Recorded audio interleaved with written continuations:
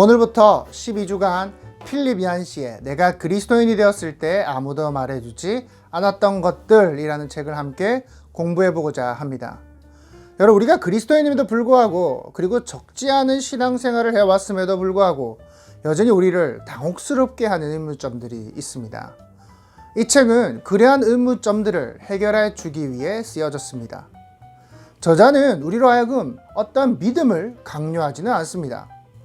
그리스도인으로서 삶에서 항상 걱정과 근심이 있기에 신앙에 어떠한 의문을 품는 것이 당연하다라고 전제하고 있지요. 그러나 강조하고 있는 것은 그러한 의심과 의문들이 오히려 우리의 신앙을 발전시키고 한 걸음 더 하나님께로 나아가게 한다라고 말하고 있습니다. 이 책은 새롭게 신앙생활을 시작하시는 분들, 그리고 이미 신앙생활에 오래되신 분들 모두에게 큰 도움이 될 거라 생각합니다. 책의 핵심 주제가 무엇이냐라고 물으신다면요, 신앙의 의심이라고 할 수가 있을 것 같아요. 책 제목이 너무 길기 때문에 이제 온라인 팀 모임에서는 이 과정을 의심이라 부르도록 하겠습니다.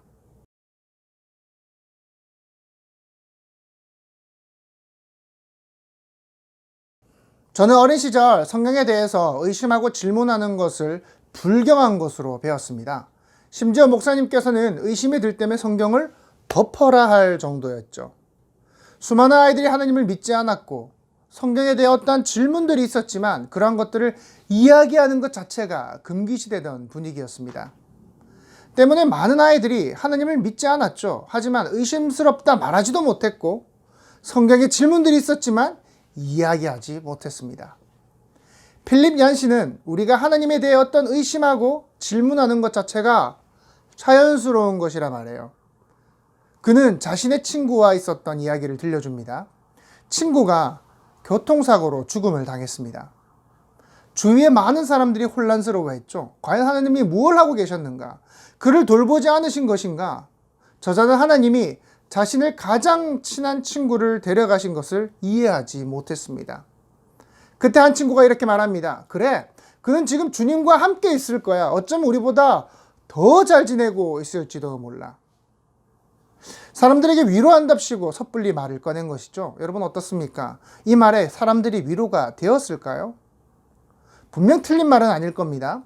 이러한 말은 죽음에 따라오는 그 수많은 의문들을 덮어버릴 뿐입니다. 아무것도 대답해 주지 못해요. 그때 그 이야기를 듣고 있던 다른 한 친구가 역정을 내며 이렇게 얘기를 합니다. 제발 그 이야기 좀 그만해. 그런 달콤한 이야기는 집어치워. 저자인 필립 얀시는 그의 말이 사람들을 침묵하게 만들었고 자신은 어떻게 해야 할지 몰랐다고 말합니다. 그러나 다시 생각해보면 그의 친구의 말은 다른 한 친구가 말했던 그 달콤한 말보다 더 인간적이었고 실제적이었고 심지어 위로가 되었다라는 사실입니다. 하나님은 왜 고난이 발생하도록 내버려 두실까요? 여러 가지 대답들을 할 수가 있겠죠. 죄 때문에 그렇다.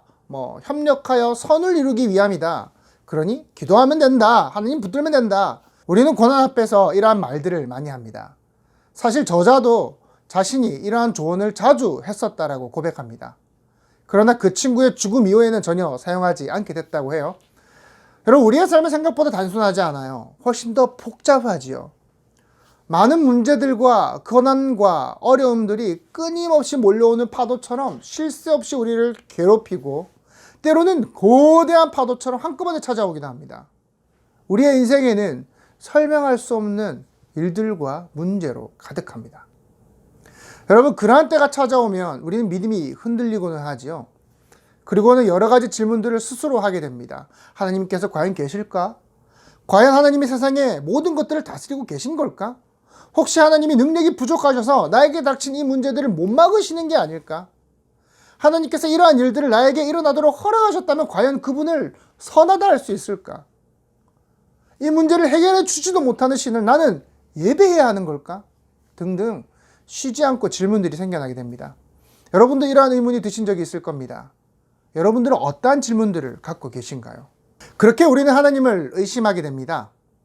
이 의심에는 두 가지 의심이 있습니다.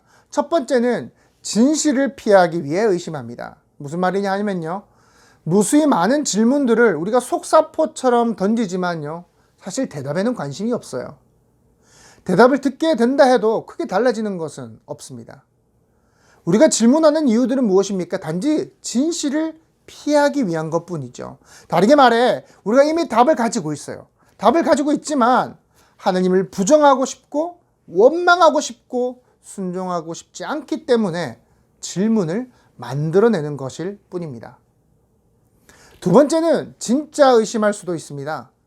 이러한 진짜 의심은 앞서 친구가 말했던 어떤 획일적이고 교과서적인 대답으로는 절대 만족되어지지 않아요. 하나님을 원망하기 위해서 의심하는 게 아니라 진리를 찾기 위해 의심하는 것이죠. 이러한 의심은 하나님과 더 깊은 관계로 우리를 인도하는 겁니다. 우리에게 위로가 되는 것이 있습니다. 그것은 성경의 위대한 인물들 역시 의심했다라는 겁니다. 하나님이 과연 계신가? 그분은 정말 신실하신 분인가? 선하신 분인가? 성경의 많은 이들도 하나님을 의심했다라는 것이죠. 대표적으로 다윗의 시편이 그러합니다. 그리고 예수께 세례를 주었던 세례요한 역시 죽음을 앞두고 믿음이 흔들렸던 것을 우리는 알고 있습니다. 그때 하나님은 어떻게 하십니까? 다윗에게 네가 왜 의심했느냐 질책하지 않으셨죠. 예수께서 세례요한을 비난하지 않으셨어요. 오히려 믿음을 잃지 말라고 당부하셨던 겁니다. 여러분, 많은 사례가 말해주듯이 성경은 하나님께 의심하는 것과 질문하는 것을 오히려 환영한다 말합니다. 여러분, 하나님에 대한 강한 믿음을 가지시기 바랍니다. 그리고 때로는 의심하셔도 됩니다. 하나님에 대해서, 믿음에 대해서 의심하는 것은 절대 잘못된 게 아닙니다. 여러분이 문제가 있는 것도 아니고요, 하나님을 찾아가는 자연스러운 모습이라는 것입니다. 오늘 팀 모임에서는요, 내가 가지고 있는 신앙에 대한 의문이나 의심은 어떠한 것들이 있는지 한번 나누어 보겠습니다. 한 가지 유의할 것은요, 지금 당장 팀 모임에서 그 문제를 해결하려 하지 않았으면 좋겠습니다. 해결할 수 있다면 좋겠지만 부담이 된다면 모아서 저에게 전달해 주시면 되겠습니다. 한 가지 실천 사항을 드리겠습니다. 말씀을 읽어보는 것은 어떨까요? 말씀을 읽어야 의문이 생길 텐데 말씀을 읽지 않으니 의문이 생길 리가 있겠습니까? 의문도 답도 다 말씀 안에 있습니다. 하루 한 장도 좋습니다.